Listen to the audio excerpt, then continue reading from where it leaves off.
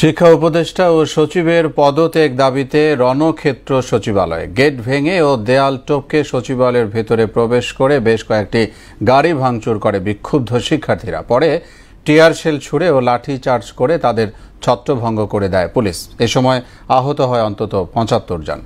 শামীমুজ্জামান চৌধুরীর রিপোর্ট।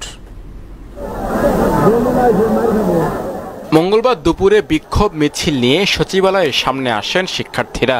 সচিবালয় প্রবেশের ১ নম্বর গেটের সামনে অবস্থান নিয়ে বিক্ষোভ শুরু করেন তারা। বিক্ষোভকারীরা বলেন, অনেক সমালোচনার পর এইচএসসি পরীক্ষা স্থগিতের সিদ্ধান্ত আসে গভীর রাতে। এই সিদ্ধান্ত আগে কেন নেওয়া হলো না, এমন প্রশ্ন তুলে ক্ষোভ প্রকাশ করেন তারা। কোনো কিছু বলবে না, রাত্রি 2:47 সে এসে বলবে যে আমরা পরীক্ষা স্থগিত করলাম। এটা কি ধরনের? আমরা রাত্রিবেলা এত দেখাতে আর একটা সুস্থ স্বাভাবিক স্টুডেন্ট রাত্র ৩টা পর্যন্ত জেগে থাকবে কি তাদের সিদ্ধান্ত শোনার জন্য? বিক্ষোভের এক পর্যায়ে প্রধান ফটক টপকে শিক্ষার্থীরা সচিবালয়ে ঢুকে পড়েন। এলজিআরডি ও স্বরাষ্ট্র মন্ত্রণালয়ের সামনে বেশ কিছু গাড়ি ভাঙচুর করেন। এরপর পুলিশ ও সেনাবাহিনী শিক্ষার্থীদের বাধা দেওয়ার চেষ্টা করে, কিন্তু শত শত শিক্ষার্থী সচিবালয়ে ঢুকে পড়েন। এক পর্যায়ে শিক্ষার্থীদের ওপর লাঠিচার্জ ও সাউন্ড গ্রেনেড ছড়ে আইন শৃঙ্খলা বাহিনী। হঠাৎ করেই দেখলাম যে তারা গেটটা ভাঙলো, ভেঙে তারা আসলো, এসে গাড়িগুলো ভাঙচুর করলো।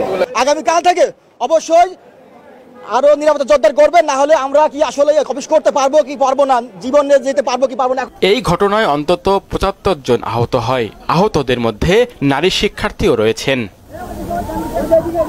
পুলিশ বলছে, পরিস্থিতি নিয়ন্ত্রণে শেষ মুহূর্তে কঠোর হন তারা।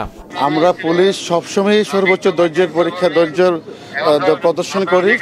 তারপর যখন জাতীয় স্বার্থে, এটা একটা কেপিআই, ওই স্বার্থে যখন আমরা আমাদেরও সিকিউরিটির ব্যাপার থাকে, আমাদেরও রাইট অফ প্রাইভেট ডিফেন্সের বিষয় থাকে, তখনই আমরা শেষ মুহূর্তে আমরা এটা প্রোটেক্ট করি। এদিকে শিক্ষা মন্ত্রণালয়ের মাধ্যমিক ও উচ্চশিক্ষা বিভাগের জ্যেষ্ঠ সচিব সিদ্দিক জুবায়েরকে প্রত্যাহার করা হয়েছে। শামীমুজ্জামান চৌধুরী, মোহনা সংবাদ, ঢাকা।